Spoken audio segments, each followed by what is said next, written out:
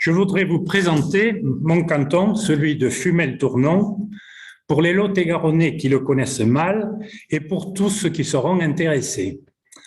En réalité, le Fumellois est une agglomération de 5 communes qui comportent donc plus de 11 000 habitants.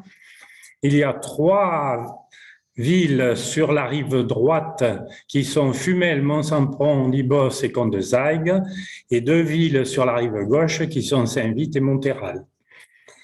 Cette agglomération est pourvue de petits appendices comme la vallée de la Lède, la vallée de la Thèse ou la vallée de la Briolance, et surtout d'un plus gros appendice donc, qui est la vallée de la Lémance, qui ajoute donc 2000 personnes à ce total, à ce bassin de population, ce qui n'est pas rien puisque ça représente le tiers de la population d'Agen. Ce canton, comme vous le voyez, est limitrophe de 3 départements, de la Dordogne au nord, du Lot à l'est et du Tarn-et-Garonne au sud. Cette vallée est desservie par la départementale 710 qui traverse 3 villages, Sauveterre-la-Lémance, Saint-Front-sur-Lémance et Cuzorn. Elle est traversée aussi par la ligne de chemin de fer Agen-Périgueux. Nous allons donc parler de cette Lémance. La Lémance est une petite rivière de 34 km qui naît à Pras-du-Périgord en Dordogne et qui va se jeter dans le Lot à Mont-Sampron-Libos. Elle traverse donc les petites villes que nous avons vues dans la vallée, Sauveterre, Saint-Front et Cuzorn. La Lémance a une distance à peu près de 17 km en Dordogne et 17 km en Lot-et-Garonne. De sa source à son confluent, elle passe d'une altitude de 175 mètres à 58 mètres. Elle a donc un dénivelé de 117 mètres pour 34 km et elle a un débit qui est relativement faible, 1 mètre cube 28. C'est donc une petite rivière. En quoi et pourquoi cette petite rivière est-elle remarquable ? Eh bien, elle est remarquable pour l'ancienneté, le nombre et la diversité des industries qui se sont établies au long de son cours. Pourquoi elle est remarquable ? Parce qu'elle a eu des ressources, 2 ressources d'énergie, l'eau et le bois. Ce n'est pas pour rien qu'on l'appelle le pays au bois et le pays aux eaux. Et elle a 2 richesses géologiques, le minerai de fer. Dès 1450, on connaît une forge à la catalane sur le site de Pombier à Cuzorn et on recensait une quarantaine de bas-fourneaux et de forges sur son cours avec plus d'un moulin tous les kilomètres comme moyen d'énergie. L'autre richesse géologique donc est la chaux et le ciment qui a été découvert à la fin du 19e siècle par M. Rabot. Mais également, elle a vu s'installer d'autres industries comme la farine, l'huile, la papeterie, la tannerie, les foulons, les gants, la teinture, l'ocre et le lavage du minerai. Je vais vous parler maintenant des moulins qu'on trouve sur la Lémance. On en trouve 22 dans sa portion de Lot-et-Garonne. Ils sont tous sur le fil de l'eau ou sur un canal de dérivation. Ils ont donc des hauteurs de chute et des réserves d'eau différentes. Ils ont aussi des rendements différents puisque certains utilisent des vieux rouets qui ont un rendement de 40% et d'autres une turbine qui a un rendement un peu plus supérieur, donc à 70 degrés. Tous pastissaient donc d'une insuffisance de débit allant jusqu'à l'arrêt forcé lors des basses eaux d'été. Ce débit diminuait d'ailleurs un peu plus à chaque moulin d'aval. Ils avaient donc tous, comme je l'ai dit, un rendement différent et notoirement insuffisant. Dès le XXe siècle, ils sont abandonnés pour la vapeur et l'électricité. Celui de Pombier fonctionnait encore en 1980. Des industries se sont développées en dehors des moulins. Quelques mots aussi sur la chaux. La chaux a été découverte donc par Joseph Rabot en 1863 quand il a vu la découverte qui avait été faite lors des travaux de la ligne Agen-Périgueux. Agen-Périgueux, c'est ça. L'industrie de la chaux nécessite 3 opérations. D'abord, l'extraction de la pierre, qui est un oxyde de calcium mélangé à l'argile. Deuxièmement, elle nécessite une cuisson dans des fours. Selon la cuisson, on va avoir soit du ciment, soit de la chaux. Et elle nécessite sa réduction en poudre par des meules et par du blutage. Le blutage, donc, est une opération supplémentaire qui se fait, c'est un tamisage à travers une toile.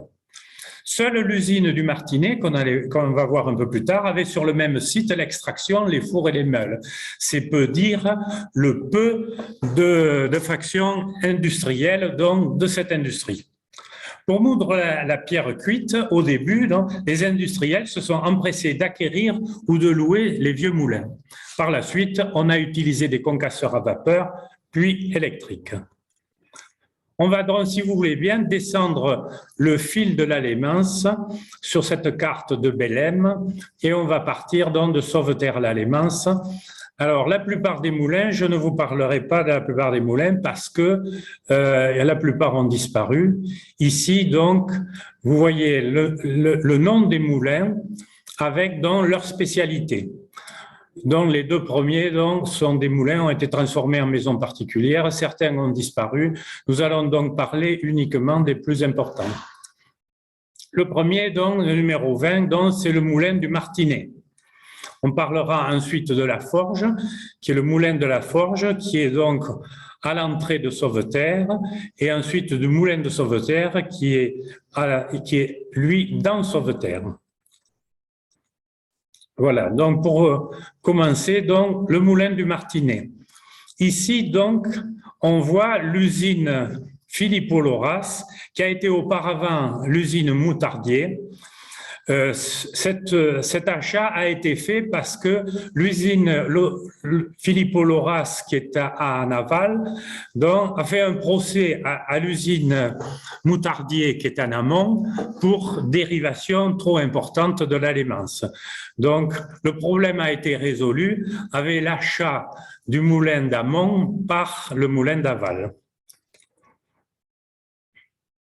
Voilà actuellement dans le site du Martinet, qui est toujours en fonction. Ça s'appelle les Chaux du Périgord et comme vous pouvez le voir, c'est une exploitation à ciel ouvert. Donc, on va à l'étage au-dessus, au numéro 19, donc, où on trouve l'usine à chaux Filippo Loras. Elle est au pied donc, du château de Sauveterre-l'Alémance, qui a été un château construit à la fin du XIIIe siècle par Édouard Ier Plantagenet, roi d'Angleterre.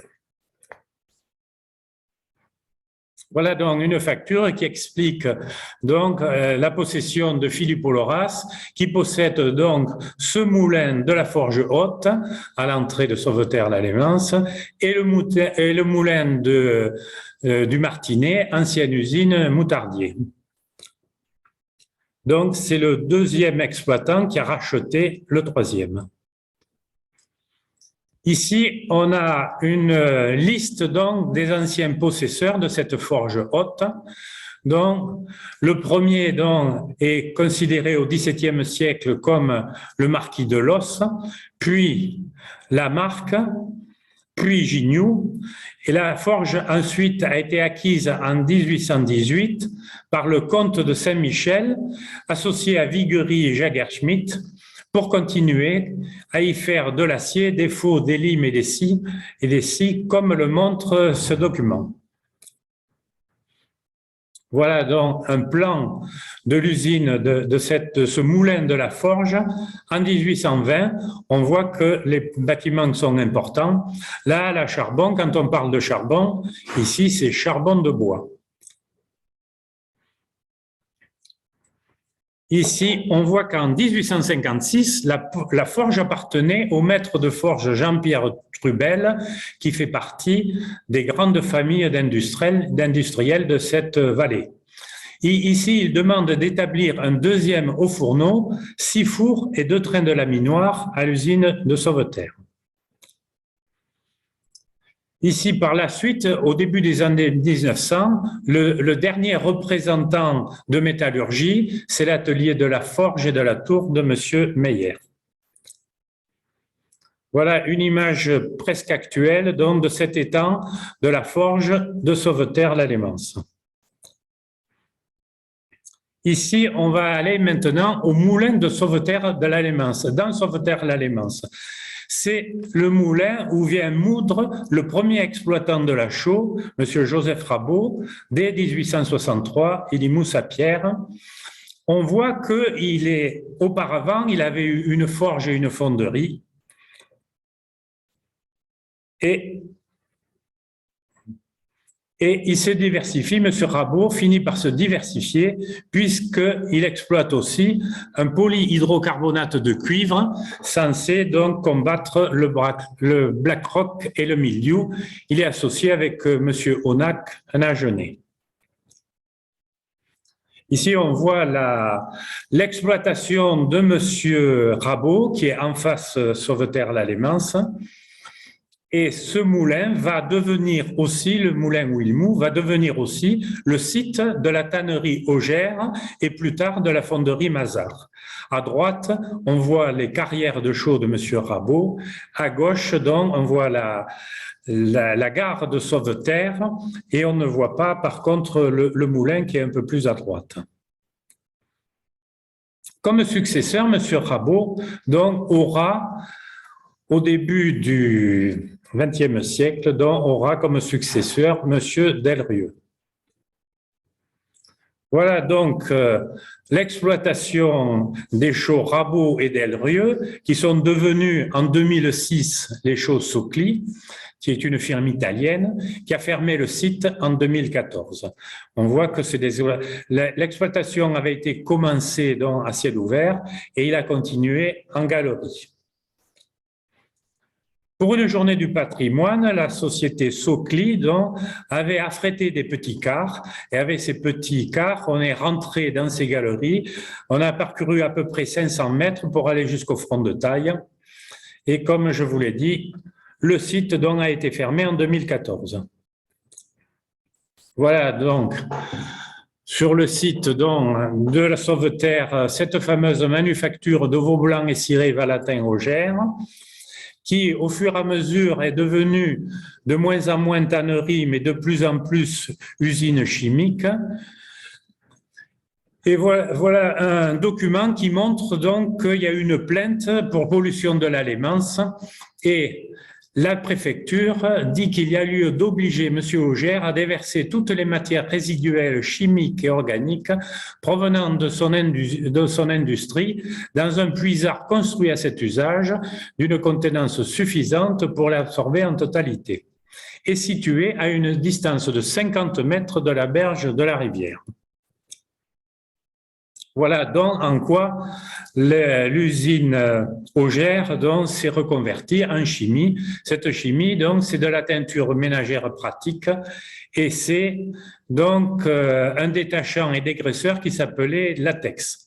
Alors voilà aussi une publicité de la Fixine. Je vous rassure de suite, pourtant Sauveterre n'était pas un grand centre de tauromachie. En 1959, sur le même site de Sauveterre, se fonde la fonderie Mazard, qui a compté jusqu'à 80 ouvriers. Elle s'est spécialisée dans la production de plaques de cheminée et de matériel agricole. Elle fermera donc ses portes en 1989. Voilà donc le matériel agricole que fabriquait la fonderie Mazard. C'était la marque Le Sanglier. Voilà maintenant le quatrième exploitant agricole, l'exploitant de chaux qui s'appelle M. J. Poulou. Il a fondé son affaire en 1866. Il moud à la vapeur, lui, et on va voir qu'il moud un peu sur un site qu'on verra ultérieurement, qui est le site de Grèze. Voilà une image actuelle du site d'exploitation de la pierre à chaux J. Poulou qui se situait à côté de l'exploitation Rabot. Plus tard, une cinquième exploitation est venue, c'est l'usine Puy-de-Bas qui, elle, moulait sa pierre à Blanquefort de Briolance. En dehors donc de l'Allemance, se s'est créé aussi à Sauveterre la manufacture de gants en 1872 Et elle est devenue Rigaudi à partir de 1910. Il a travaillé jusqu'à 170 ouvrières ou couturières. Couturières, c'était les ouvrières à domicile. Elle a été fermée par le holding Cantex en 2006. Nous continuons à descendre le cours de l'Alémance. On arrive maintenant au site de Grèze. Le site de Grèze a fabriqué des boulets et des chaudières, des outils aratoires et des plaques de cheminée. Et puis, elle a servi aussi un peu de moulin pour moudre dans la chaux de M. Gipoulou. On parlera aussi du moulinet, avec son beau haut fourneau dont il reste des restes importants, et puis donc le moulin de Ratier qui primitivement été une papeterie et qui est devenu donc le site des parquets Marty. Nous sommes donc à Grèze maintenant. Voilà les reliquats de son haut fourneau qui ont été sortis des broussailles et des ronces. C'est quand on parle haut fourneau ici, bien sûr, c'est au charbon de bois. Il avait été fondé en 1693. Voilà, donc une visite à l'ancienne fonderie et au fourneau de Grèze il y a quelques années. Voilà un document où les possesseurs de Grèze, les citoyens Escande et Ségui, demandent de garder 2 ouvriers pour la forge de Grèze pour continuer à y fabriquer des canons dont aura besoin la Révolution. Voilà un plan du site de Grèze qui montre l'importance du site et qui montre aussi toujours ce système de déviation de l'Alémance, puisque au numéro C, là, donc, c'est l'étang de l'Alémance qui vient directement, qui est branché en dérivation donc, sur l'Alémance. Voilà un document qui demande que la forge soit affermée, une demande d'affermement de la forge. Elle a été exploitée par M. Gignoux, qui fait donc partie de ces familles d'industriels de la vallée de l'Alémance. Elle a été la propriété de M. de Vassal. Et pour argument, il dit que le capital qui sera employé pour l'exploitation de cette forge se trouvera placé à plus de 50%. La forge dont il est question est située à 2 heures de Fumel. D'autres documents disent qu'on a le plus grand mal de transporter donc ce qui est fabriqué de la forge de Grèze jusqu'au port de Libos où il était embarqué pour aller jusque vers Bordeaux. Ici, donc, on descend un petit peu plus, on arrive au moulinet et donc le reste, voilà le reliquat de ce moulinet, donc qui était aussi un haut fourneau au charbon de bois et qui avait été construit à la fin du XVIIIe siècle. Voilà un document du XIXe siècle qui prouve que donc, le travail de cette forge et fonderie du Moulinet sur l'Alémance près de Fumel. Elle est devenue forge avec un cubilot entre 1945 et 1950 et produit donc du matériel agricole. Voilà le dernier exploitant donc, de ce moulinet à la Streille. Donc, c'était au début du XXe siècle. C'est un fabricant de charrues, M. Pasquet-Brousse, à la Streille. On va maintenant descendre un petit peu plus, toujours sans rapport avec l'Alémance, dont la fonderie Ribaki, qui avait été fondée en 1966, qui a eu jusqu'à 25 ouvriers pour créer des plaques de cheminée et des récupérateurs de chaleur, comme on voit sur la gauche. Il a fourni aussi beaucoup de bornes et de matériel de fontaine de jardin. Cette fonderie a été fermée en 2013.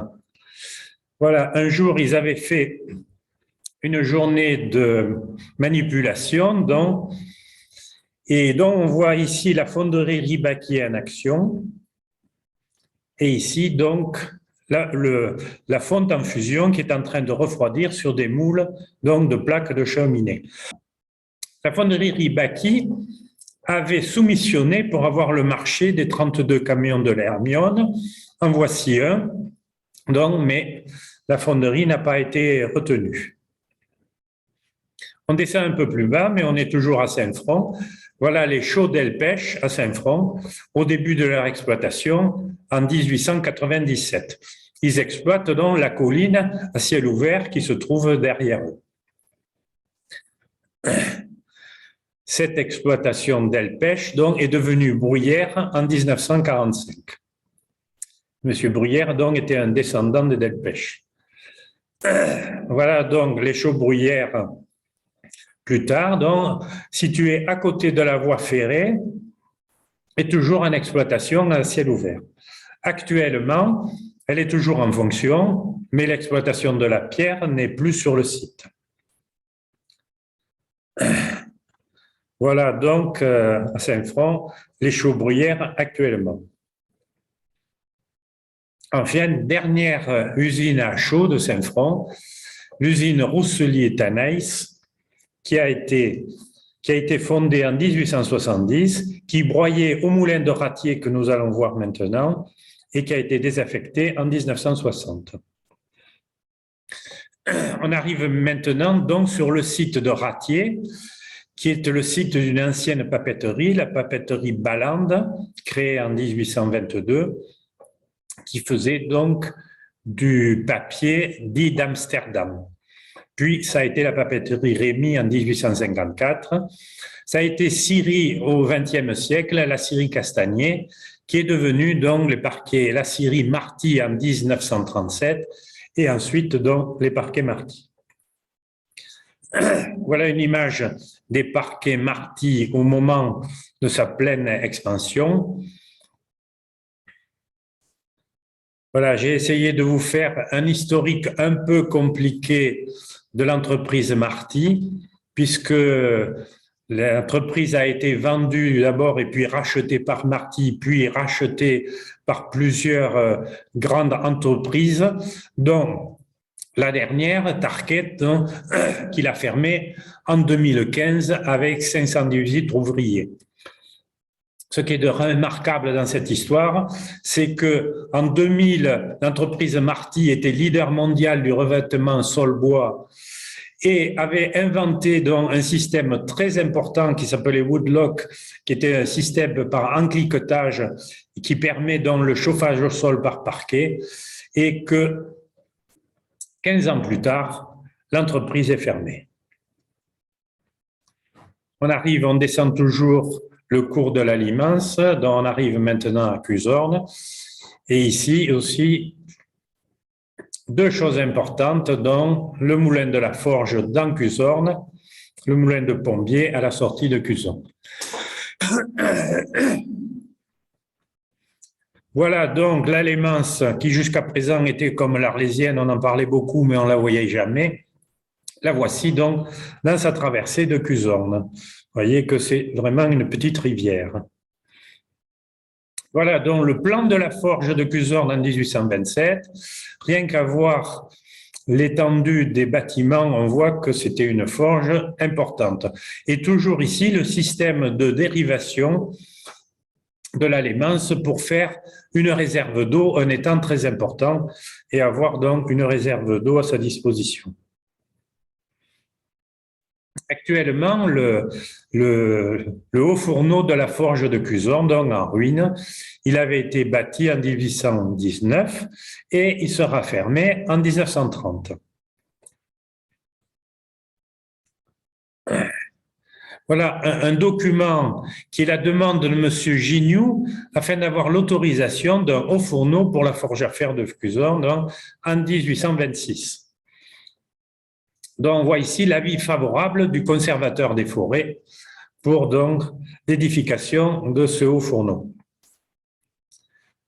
Sur le même site, donc, avait été créé en 1880 par M. Jean-Émile Ostruy une société minière dite du Sud-Ouest qui lavait le minerai amené par des particuliers Et ce minerai était destiné donc à l'usine métallurgique de Fumel. Avec ce résidu de lavage, M. Ostruy fabriquait, commercialisait des ocres qui lui ont valu d'ailleurs des procès pour avoir pollué la Lémence en aval de son usine. Le successeur, dans la succession de M. Ostruy, donc, c'est une autre société, c'était la société Jourdain et Hue et compagnie, qui se fonde donc en 1922. Voilà donc cette société Jourdain-Hue qui demande ici au préfet de Lot-et-Garonne la permission d'établir une locomotive à voie étroite sur le chemin de grande communication donc de Montaigu à Villefranche. Il n'a jamais eu cette autorisation puisqu'il n'y a jamais eu la voie ferrée demandée. Cette société U donc cède ensuite son affaire à M. Sterling. Et ici, donc, c'est en 1924, M. Sterling avertit la préfecture donc qu'il a succédé à M. Hue et Jourdain. Enfin, dernière usine sur le site, en 1945, l'usine de Cotel et Fouché, qui est une usine de lessive et d'eau de Javel. D'eau de Javel-la-Croix, qui a été fermée donc, en 1970. Ici, donc, le moulin suivant, qui est le moulin battant, qui est l'exemple typique des moulins qui ont été transformés en maisons de charme, comme disent donc les agents immobiliers. Nous arrivons au moulin de Pombier. C'est le site le plus ancien connu donc, sur la vallée de la Lémence, puisqu'on a un document qui date de 1450. La papeterie de Pombier a été fondée en 1741 par Belle de la Tour. Elle est devenue ensuite papeterie, la grande papeterie Balande.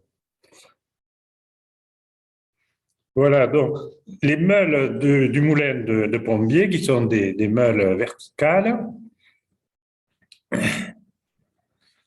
Voilà donc le cachet de M. Émile Balande, fabrique de papier à Pombier. Ça, c'est au XIXe siècle. En 1936, M. Bourdet fabrique du papier d'emballage avec du papier de récupération. Il va tenir jusqu'en 1980. En 1980, c'est M. Duchesne, puis M. Sanchez, qui fabrique du papier avec des chiffons pour les éditions d'art. La papeterie de Pombier, donc, est la dernière papeterie de la Genée, fermée en 2015. Voilà un livre qui m'a été donné venant de la papeterie de Plombier. Ce n'est ni plus ni moins que l'édition originale de l'Émile de Rousseau qui a été donc imprimée à Amsterdam. L'histoire ne dit pas si c'est du papier de Plombier.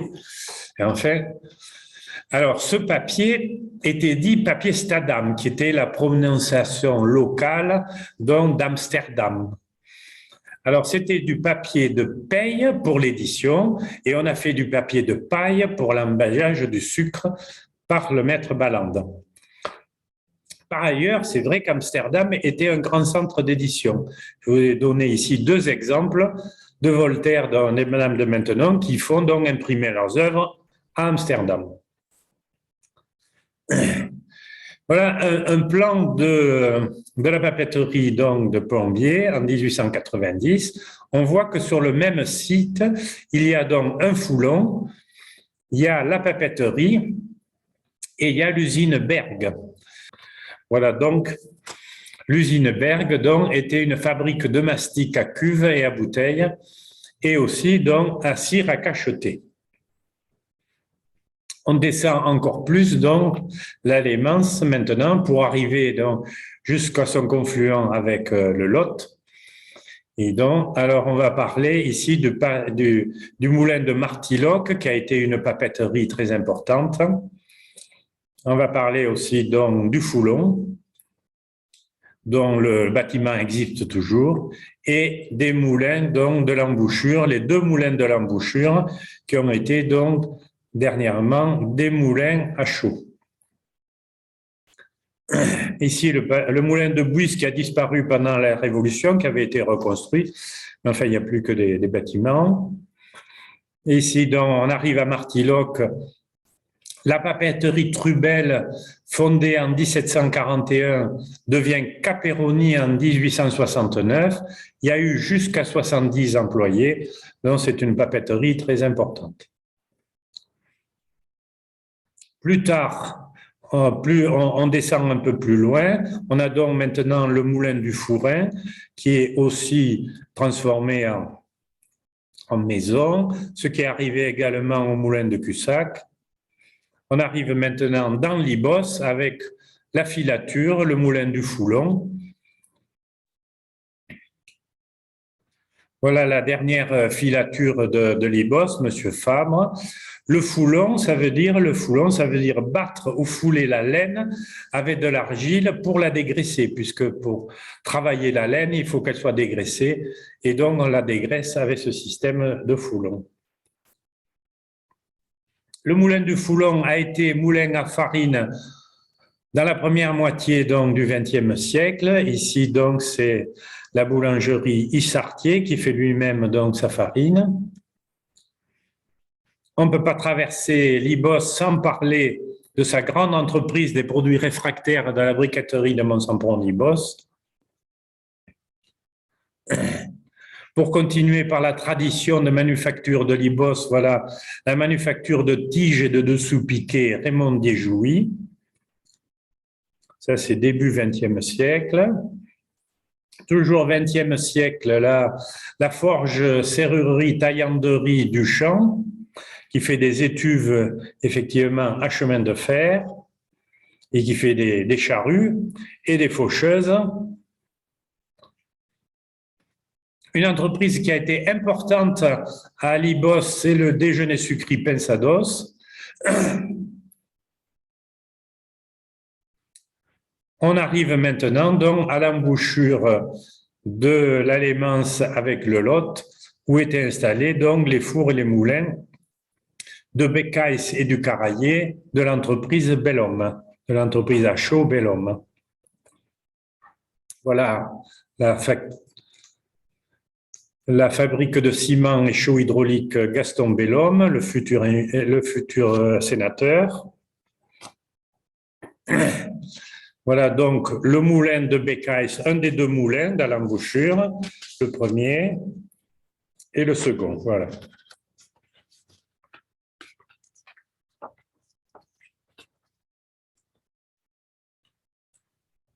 Un exemple de diversification de la production, M. Gaston Bellhomme donc s'est engagé aussi dans l'anisette russe qui n'a pas eu un grand succès.